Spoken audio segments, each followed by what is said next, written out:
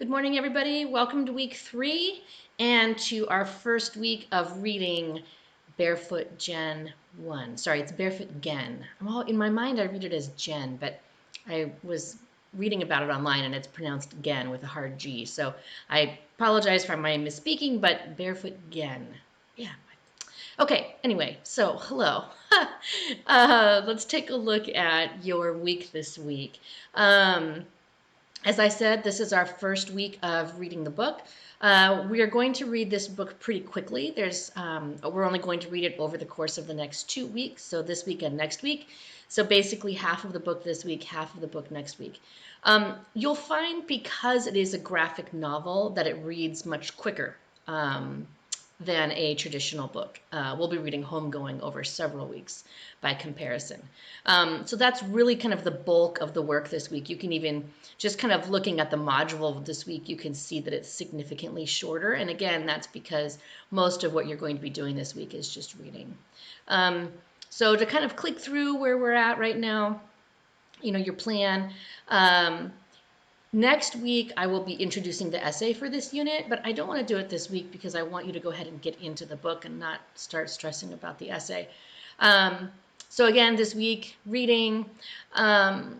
To start off the content for the week, I've given you some information about Hiroshima and about World War II. Basic information. Last week, I asked you kind of what you knew, right? And so part of what I want us to be thinking about in this unit is, how do we know what we know, right? That's kind of a much bigger question. That's a large question to even try to wrestle and kind of wrap your mind around. But to really begin to think about, okay, so, what do I know about history? Who's teaching me that history? What do I know about stories? Who's telling me these stories? Whose histories are being left out? Whose stories aren't we hearing, right? And so to kind of really think about the perspective that we know and question it and begin to wonder, whose voice am I missing, right? And so not to say that this unit about Barefoot Gen and about Hiroshima is going to kind of address all the perspectives, because it certainly is not. But it kind of will kind of beg the question of, how do we know what we know, okay? All right, so this kind of questioning of how we know what we know, and kind of putting our stories and putting these stories into the correct historical context, that's a literary theory known as New Historicism. So you'll find kind of throughout this semester that we're going to be trying on different lenses of literary theory. New Historicism is the very first one. I don't know if you've seen National Treasure. Remember that movie with Nicolas Cage where he puts on these glasses that were supposedly made by Ben Franklin, right? He puts on the glasses and he moves all the different lenses, and each lens is a different color. And every time he moves a lens, he sees something different that he didn't see before. And that's kind of what I think of literary theory, is that we can try on a lens and we use that lens to read a piece of literature, for example, and we learn something more about it. In this case, we're talking about the historical context of kind of what led up to the bombing of Hiroshima, and what was going on in Hiroshima at the time. So again, thinking about, what do we know about that history? Is that a single story? And not to say that that's a bad thing, but just to, again, kind of follow Adichie's lead and say, let's ask some questions about that, right? Okay. So there's some links here to kind of give you some context about what was happening in World War II at the time. And then you've got some other links, again, from the Atomic Heritage Foundation. I thought this was really interesting. The White House statement, what the White House had to say about it. There's going to be more information coming next week that you can also kind of dive into about kind of like, what did America know? What were we told? All of that is actually a really interesting piece of history. So nothing required here necessarily, but if you don't have a whole lot of knowledge about where the bombing of Hiroshima fell in terms of what was happening in World War II, I would encourage you just to look at a timeline so that way you can kind of situate it correctly. Last week I had you watch a little video about about how to read a graphic novel. If you haven't done that, I would encourage you to go back and do that. I put the link in right here. The reading schedule right here. This week we're reading to page 119. There's not really a natural break. You'll notice in this graphic novel, as is the case in many graphic novels, there are no chapters. So 119 is kind of about halfway. It's kind of at a good stopping point. If you end up going over, great. In fact, if you have more time this week and you just want to sit and read the whole book, great, do that. I would encourage you to. It's not required, obviously, but for sure, don't hold yourself back if you feel like you just want to read. The other thing too is that, I want you to kind of key in on how the author is helping us as readers know something about these characters. Which, when you're reading a traditional story, you begin to kind of know, well, you know the characters by name, obviously, and generally speaking, authors will do things with their characters so that way you can kind of remember who's who and what's what, right? But in a graphic novel, we need to be able to visually see those cues. And so as you are kind of reading, just be aware they may not necessarily identify, oh, this is Aiko Gen's sister, oh, this is Koji, his brother, but you'll be able to see, oh, Koji always is in a straw hat, or Aiko has always got a bob in her hair, right? So that you'll be able to visually recognize these characters. All right. And then before I move on, you'll notice there are a couple of new channels in our Discord server. One of them is a Barefoot Gen channel. And this is just kind of an open space for you to talk about what you're seeing or questions that you have. If there's something that you're confused about, you can, say, hey, on page 44, I don't really understand what's going on there. And kind of rely on each other just to kind of talk about things. Again, there's no requirement here. It's more of, this is just a space for you to kind of share and talk about what you're noticing or questions that you have. So you can find it under the Let's Talk About category there. All right, but you do have a week 3 engagement on Discord, which is kind of like a, basically, what are your takeaways so far, right? So you'll notice that in the reading response for this week also, which we're going to hit next, I'm asking you something a little bit more specific. So your engage for week 3 on Discord is more about like, what are your takeaways right now, right? What are you noticing? What's new for you? What's interesting? You can go back to kind of what's challenging, what's affirming what you already knew, what are you learning that was new that you didn't know before? You'll notice too that there's very little about the bomb in the first half. So why do you think the author would do that? Like, why do you think he wouldn't even talk about the bombing or the war, the bigger kind of war? He talks a little bit about what's happening in Hiroshima, obviously.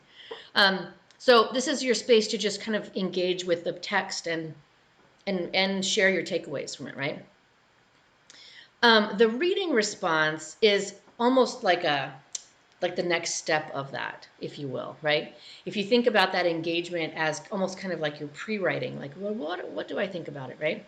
Your reading response is, this is something that we're going to be doing as we read the texts in this class, right? And so this reading response covers the first half. And basically what I want you to do is I want you to generate some questions that emerged for you, right? So you're going to generate between 3 and 5 questions, and then what you're going to do is choose one of those questions and try to respond to it. I don't want to say answer it, because sometimes those questions can't be answered. They can just be explored, they can be considered, right? So just kind of think about whatever your question is and how you would try to respond to that. Again, no word count requirement. It's really just a way for you to kind of think more in depth about what you've read.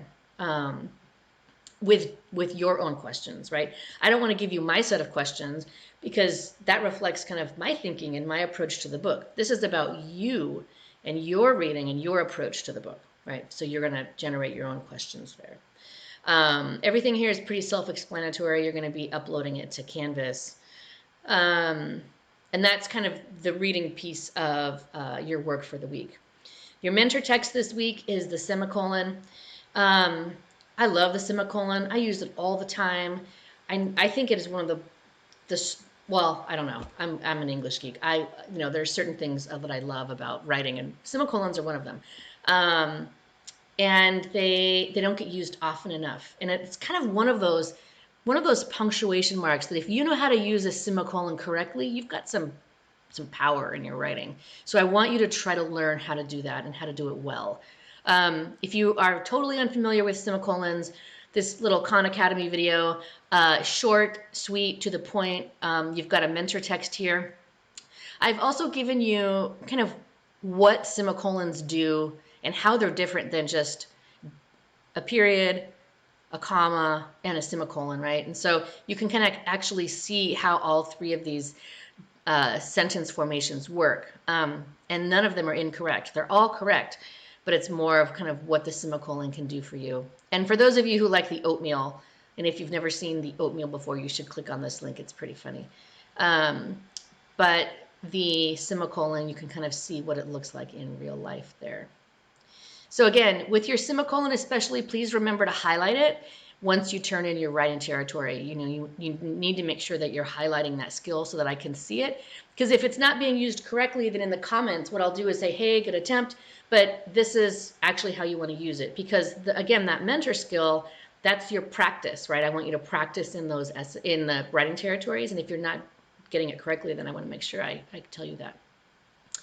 So again, writing territory due by Friday with the grace period of Saturday midday. And that's it. That takes us to the end of this week. Like I said, the main thing that you're working on this week is reading Barefoot Again. So let's see. Last but not least, you'll notice a new link over here. Schedule a conference.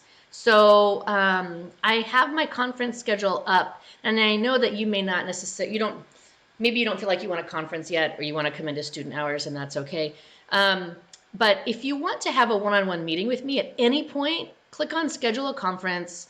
It will take you to my scheduling page for Calendly. You can pick a day, pick a time, and then we'll just meet via Zoom. So that's always available to you. We'll be using this more once we start working on the essay. But if you would like to have a conference about anything, then you're welcome to do that. You're also, of course, welcome to join student hours. That's open to all of my classes. So I have 130 students. So there's no guarantee that would be one-on-one time. But you're welcome to obviously come in then too. The last thing is that as I had emailed, I don't know, last week or the week before, I had a medical emergency with one of my kids.